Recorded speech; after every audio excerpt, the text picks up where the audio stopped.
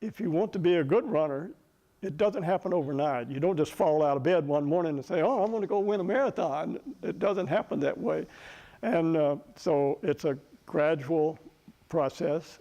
And if it's something you want to do, don't give up. Don't quit. Never quit. It's pretty trite, but it continues to be true.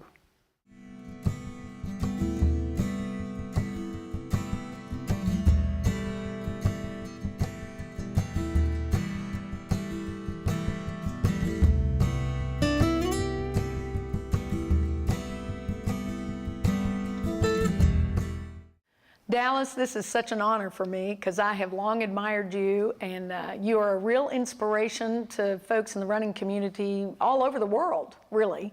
How did you get started running? Well, first of all, thank you, Becky. I'm happy to be here, and I don't know if I buy into that inspiration stuff that much, but anyway, thanks for the compliment. How did I get started? Well, you know, I guess I started when I was about 40, just jogging. Mm-hmm. And I did that for about 17 years. And I was just doing it for fitness. I had the typical idea that it was good for me somehow. I didn't know a lot about it. And I didn't know other runners. I didn't participate in races. So I really wasn't a runner. For about 17 years, I was a jogger. Okay. And now I want to ask you a question. Do you know the difference in a jogger and a runner? No. You tell me. An entry form. A runner fills out an entry form and enters races. So that's the difference in a jogger and a runner. So I was not a runner, I was just a jogger. Okay. And then I secretly signed up for the ROTC 5K, 10K. Mm-hmm. And it was in 1998. And I didn't even tell my wife. And I don't know if you want to hear this story. I do, or not. I do. You start telling stories, we'll be here all day. But I signed up secretly. And I told my wife the night before, I said, I'm going to get up in the morning and go over to campus and go jogging. She knew I didn't like to get up early. She said, why? I didn't have a good answer for that. I just said, oh, because I want to, you know. Right. And so anyway, I went over there, and I guess I did it secretly because I didn't want to embarrass myself in case I didn't run well. Mm-hmm. I didn't know how I could compete. Anyway, I showed up, and I ran. And I won my age group, and I won best overall master runner, so I got 2 trophies. And the most amazing thing about it was the race director was my favorite student. Oh. He was a student of civil engineering, and mm-hmm. I was his advisor. And I had no idea he was the race director, but he was also the commander of the ROTC mm-hmm. battalion. And so as such, I guess he was a race director. And so when he handed me the mugs, you know, I took the little mug, the trophy was a mug, right. and shook his hand, shaking hands with my favorite student. His name is Philip Messer. Okay. He's probably a general today, but I've lost contact with him. But that picture was made when I was shaking his hand. So one of the campus photographers was there. And my wife knows her way around the university pretty good. So for Christmas later that year, she actually found a copy of that picture and had it printed and matted mm-hmm. and it's hanging on the wall today, you know, the student shaking hands with his old professor there right. at the ROTC 5K. So you got the bug at that moment to compete? I guess I did because I was so excited about that. I remember the moment when I got in my truck and I drove down, Stadium Drive there mm-hmm. and turned out on 12th Street. I screamed so hard I hurt my throat. I think it's still hurting today, you know. I was just you know, exhilarated and almost overcome, you know. Right. And there was so much unusual about the story because I didn't know I was going to meet my favorite student there and that he would be the one that was directing the race. And I said that I signed up secretly, which is certainly true, but no one in the family knew I was going to run the race that morning. Mm-hmm. But as a matter of fact, I had a memento of some kind from every member of the family. For example, I had on a pair of sports socks that my daughter had given me, and I had on every item of clothing came from somebody else. I had on a watch that my wife had given me and so forth. But the most special thing I had on was a pair of blue shoes. I'm wearing blue shoes today, but this was in a time when most running shoes were white. Right. And they weren't blue. So these were real catchy shoes. And I had them because I'd bought 2 pair. I bought a pair for myself, and mm-hmm. I bought a pair for my dad. And he was an old man with lung disease, so he wasn't a runner, but I thought that'd be good for him to sort of loaf in. Sure. And he wore the same size I did, so I just got 2 pairs of those shoes. And those were the shoes shortly after that I guess he wore for the last time when he went to the hospital, because we spent a lot of time at the hospital staying up with him and so forth. Right. And I was sleeping on the floor at Baptist Hospital one night and pulled my shoes off and laid them under a coffee table right beside my head, and a thug stole them overnight. So stole my shoes, and I lost my blue shoes. And then after after my dad died, my mom came to me one day holding out my dad's blue shoes, and she said, "I want to give these back to you." Oh. Well, Yeah. I didn't have a good feeling about those shoes. So I just stuck them on a shelf on the closet, and left them there for a while until the day that I signed up for the ROTC 5K, and I pulled those shoes down off the shelf and put them on, and I ran that first race in my dad's blue shoes. So Wow. it was a very special race. There were many things that were special about it. Every race, I think everyone can remember their first race. You can probably remember Right. your first race as vividly as if it happened yesterday. Right. And certainly I would remember this first race, but it turned out it had all these other unusual things about it, Sure. all these mementos and my dad's blue shoes on my feet. Turned out I ran well, and I was really excited about it. But anyway, that's that story, and maybe that's a long-winded story. Oh, but, no, it's a great story. And you have retired from being a professor of civil engineering at Tennessee Tech. You have become this prolific runner. You're a marathoner, an Ironman, ultra marathoner. How many marathons have you completed? I've done around 80, and when I say 80, it may be a few more than 80 now, but the last time I looked at the list, it was around 80. I keep a list, but I'm counting the Ironman races I've done, because Right. you, of course, run a marathon when you do an Ironman race. And also I'm counting the 100-mile races I've done. You don't count a 100-mile race as 3 marathons or 4 marathons. You count it as 1 marathon if you finish the race. So that's a rule that the 50 state runners use. They can, if they run an ultra marathon in a certain state that they're trying to check off, they want to run a marathon in every state. If they run an ultra marathon in a given state, if they finish it, they can count it as a marathon. A marathon. If they run 35 miles and it's a 50-mile race, they didn't finish. And so even though they run further than a marathon, Wow. they still can't count it, So Wow. I am counting the 100-mile races and the 50-mile races when I say that. So We'll let you do that. about Dallas. 80. So, I run anywhere from 5 to 10 marathons a year, but those are not the only races I do, of course. I competed other distances as well. So I compete at about 8 different distances, ranging from 5K on up to marathon. And I do that because they keep state records in Tennessee Right. for each year of age. And they keep state records for these separate distances. And so I try to set state records each year. And I've set something like 7 dozen, again, in the 80s. Right. And so That's it's, amazing. That is amazing. Well, thank you. I had read that you actually had set all these state records, and local races, or I'm sure even state races, regional races, are thrilled to see you come, because you are so encouraging to people. I read something you also have embraced social media, which I really appreciate. I read that a gentleman, a younger man, you were passing him up on a marathon. It was like in that maybe 20th mile, and you made some comment about, hey, we got to try to keep up with the young guys. And he said that it was so encouraging to him to see you run. And when he finished, you told him, well, your second marathon will be better than this. Well, it's always good to encourage people, and I try to do that. But when I started running, I didn't set out to try and be some sort of inspirational figure. It's just that I think that may have happened, and I've heard a lot of people use that word, and I'll accept that role. I think I accept that idea. Seeing someone as old as I am out pounding the pavement, it is a little bit jarring to people sometimes, I think. It's fascinating and surprising. How old are you, Dallas? I'm 73. Wow, that's awesome. And when did you really start competing, like seriously competing? Oh, that was in '98 when I was 57. Okay. When I ran that first race I was just talking about, and then following that first race, I ran another, spaced out over the next year. I ran a 5K and a 10K, and I decided I would try a marathon. And so when I was, let's see, I was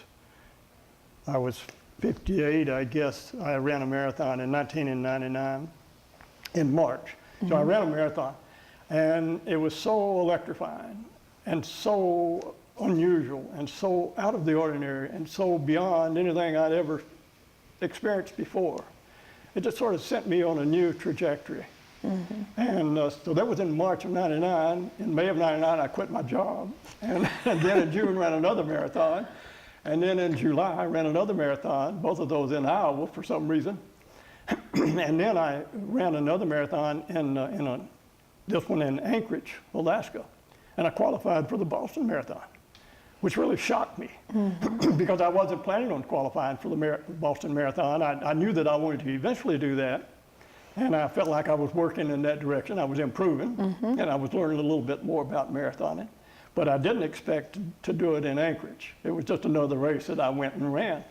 And when I was about 3 miles from the finish line, I glanced at my watch, and I knew what the qualifying time was. And I saw that if I just ran 8-minute miles, I could qualify for Boston. I thought, I can do that, you know. And so you finished running around a big long lake, and I could see people going around the perimeter of that lake, you know, and I'm working my way there, and you're gauging the time left, and you're trying to gauge the distance left, and you know, I crossed that finish line with, I think, less than a minute to spare, but something like maybe 45 seconds or so to spare, and I realized I had qualified for Boston, and that's a moment you never ever forget. I just went stumbling and staggering over the grass of that park, just saying, I made it, you know.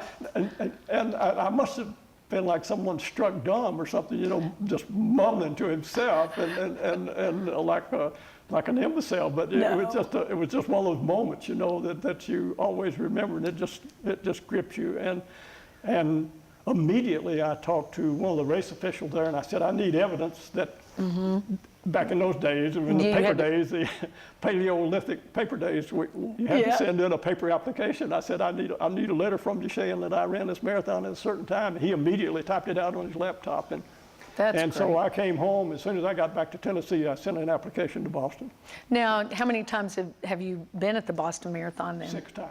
6 times. And you were there last year when it was just the most horrifying moment. You actually came in second in your age range. Third. I had come in second the previous 2 years, but I'm still in the hunt there. I came in third last year, but But to compete in Boston and to actually place at Boston at any time has to be phenomenal. How many people run the Boston Marathon? You know, it varies from the low 20,000s, 22,000, 25,000, somewhere in that neighborhood. And this year, they sort of opened up their qualifications to let some other people that had special reasons to come and run the race, and also to let about 5,000 people that were left out on the course last year who didn't get to finish, they allowed them to register and run again without qualifying, which is something we probably ought to say a word about, is that at Boston you have to run a qualifying time, and I was just talking about the first time that I did that. And I think ever since that very first day that I qualified, I've been perpetually qualified, but I didn't try to run Boston every year because I was doing other things. And some years I'd concentrate on Ironman and so forth. But recently I have run it 3 times and finished second, and then last year third. And there's a long story about that race, and it may take too long to tell. I don't know. It's a long story with many parts, but one of the most surprising things I could say about it, I suppose, is that I've never written a word about it. Even though I'm on Twitter and Facebook and Tumblr and Blogger and contribute to a running website, I have never gotten the heart up to run for that, to write about that race. And there are a couple of reasons why I haven't. One is that it was such a big event involving terrorism and international politics and religion and so many topics that I don't feel qualified to comment on, and that I feel other people can comment on. So it's such a big story that I didn't want to comment on that particular aspect of the story. I wanted people better than me to do that. And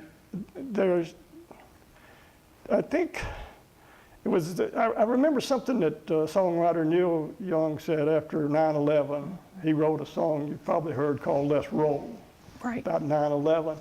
But he said, if you don't know what you're doing, you better leave that topic alone.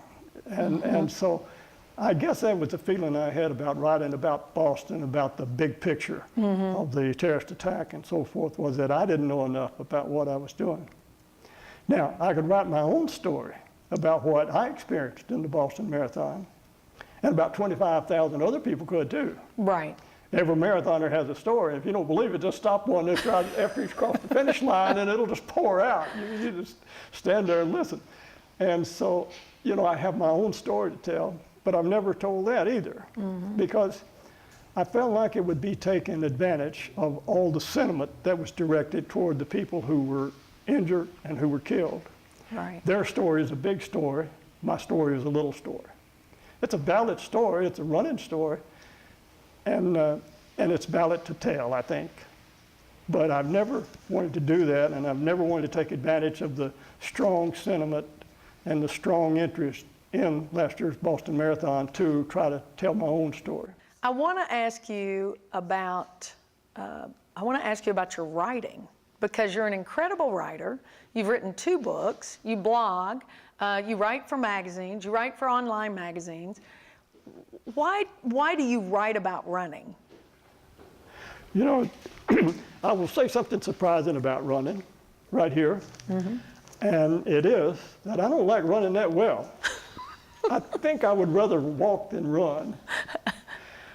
That would be strange to hear, I'm sure, because so many people have seen me running down the street right outside this building and all the other streets in Cookville and county roads too. No, the process of running, just running, is not the thrill that some people describe. I would rather walk, I think. But what I like about running is the adventure of running. All the people I've met, all the places that it's taken me to, all the sights and sounds, all the adventure. It's taken me into danger a few times. I've always gotten out of it. But there's no question about it. Running is an incredible adventure, and it will take you to adventure after adventure. The adventure comes in many different forms. It may be some immigrants in Spain attacking you in a bar. It may be a 5K you go to in a nearby town, and your great niece shows up there as a special guest, 5-year-old. She was a special guest of the race because she had spina bifida. She was born with spina bifida, and she was a hero that day, standing in the bed of a pickup truck while the announcer described her story. Strictly amazing, and I had no idea that was going to happen. And I'd never run a race in that town before, and just went there and had not seen her in a while, and there she was. So many, I'm just trying to give you an idea of what I mean when I say adventure. So many different kinds of adventures. And in fact, the best description I've ever read of a marathon is, it is an adventure beyond ordinary experience. And when you think about that, that is absolutely true, because there is nothing I'm aware of in ordinary life that approximates the experience you have in a marathon and all the things you go through. I've heard it compared to childbirth. Since I'm not a woman, I can't compare it to that. But you know, all I can say is that in my ordinary life, there is nothing like a marathon. And that's what a writer I like, James Shapiro, said, that a marathon is an adventure beyond ordinary experience. Well, adventure. I love the adventure. I love the travel and the people and the places and the sights and the sounds, and I want to write about that. I want to share it with people who wouldn't. And so that's something that I like to do, and it's true. I've written a couple of books, and I stand by those books. I'm not maybe not the great rider you described there a few minutes ago, No. but I do try to get the details of the races and the events that happen in there. And if you can get the details in there and you can do it without cheap sentimentality, then you make a story that's worth telling. So it is a kind of adventure. It's not, it's not a big story like describing 9/11 or describing the Boston Marathon, but it is a valid story nonetheless, I think. And so I love to do that, and I love to share it with other people. And the books are called Falling Forward. You wrote that in 2004, and Going Down Slow, right? You wrote that in 2011. They're available on Amazon and locally. So we hope folks will definitely pick those up. How does your family feel about you being this marathon runner, this person who just is going to be adventurous all the time? They tolerate me. They tolerate me. They probably think I'm crazy, but for a long, long time I was and practically am still the only runner in the family. Now, you know my daughter Jill, who Yes. is about 2 or 3 years ago took up running, and it has been amazing to see her and the changes that have taken place since she took up running. I think it's changed her personality in some ways, and it's just changed many things about her in a very fine way. And she also encouraged her nephew, my grandson, to come and run some races. So now he is, but for a long time, for 10 years, I suppose, I was the only runner in the family. And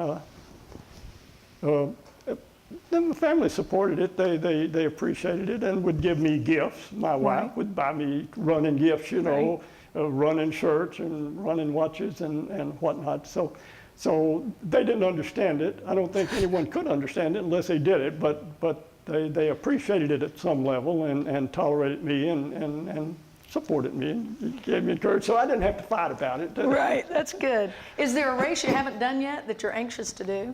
A race I haven't done yet, that's a cool question. You know, I'd like to do some of the big time races. I've done some of the big time races, but there's still some that I haven't done, like Berlin, Okay. Paris, London. I've done some races in Europe, of course, and so it would be cool to do those. I've done big time races here in this country. I've done the New York Marathon and the Chicago Marathon and the Boston Marathon and San Francisco and so on. And I've won my age division in virtually every marathon I've tried, except the Boston Marathon. So I'm still in the hunt there. And, Right. and so maybe one day I'll get lucky there. But it seems like when I have a good run there, some super guy shows up and has a slightly better run, you know. And there, I will tell you one other thing about Boston I haven't mentioned. You really are running against very good runners there, because the Right. Boston qualifying standards are set so that they get the top 10% of the runners in the various age groups. Right. So you're running against a rarefied crowd to begin with. Right. And so that makes it a tough place to Oh, run. absolutely. Makes But it a you'll be challenge. there now, Dallas. You're going to be back at Maybe that. so. I'm still in the hunt. So one of these days, maybe. Do you ever get tired of winning medals? You have an array of medals. Do you get tired of those? I won't say that I get tired of that. I appreciate those medals, but I don't know where to put them all. You know, I put up a medal rack in my study where I'm hanging them all there, and so it's a problem finding out where to display them, where to put them. You know, but You could have a great Christmas they tree. amaze me. The variety of designs I see amaze Right, me, and so they're always interesting to look at. You know, in the few minutes we have left, what words of encouragement would you give to somebody who maybe wants to run, but they don't think they can? They don't think it's even possible to run a mile, let alone 26 miles or 100 miles. What encouragement could you give them? The same encouragement you would give anybody. Don't give up. If it's something you want to do, you know, try to do it and start easy. Start easy and gradually increase. So if you can't run a mile, don't run a mile. You know, run 10 feet, run 10 yards, whatever you can run, then walk.